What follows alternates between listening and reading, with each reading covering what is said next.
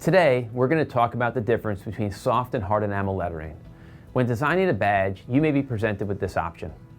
Soft enamel is essentially paint that is applied into the lettering of your badge. After soft enamel is applied to your badge, the lettering will look and feel indented. Some people will even refer to lettering with soft enamel as looking engraved. In contrast, hard enamel is different in both look and feel.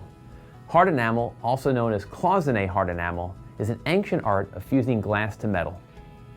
The hard enamel process entails filling each engraved letter with finely ground glass powder, then melting it in a kiln, and then carefully grinding the surface to achieve a shiny, glazed finish. The outcome is lettering that looks and feels flush with the top surface of the badge. Some people will even think it is printed on the surface, but in fact, the letters are engraved and then filled with glass. Being that hard enamel is glass, it has a high hardness and is therefore very resistant to scratching. It is also UV stable, so it won't fade. These qualities often make it the preferred choice for high-end badges. Now, you might be wondering if there's a difference in cost or production time. Indeed, hard enamel generally costs more than soft enamel and also requires a few extra production days.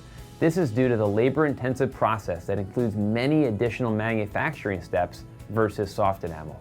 So, how do you decide which enamel to choose for your badge? The choice between soft and hard enamel often comes down to personal preference. Ultimately, you should pick the type of enamel that appeals to you visually. From our experience, some customers favor the indented soft enamel look, while others prefer the flush, hard enamel look.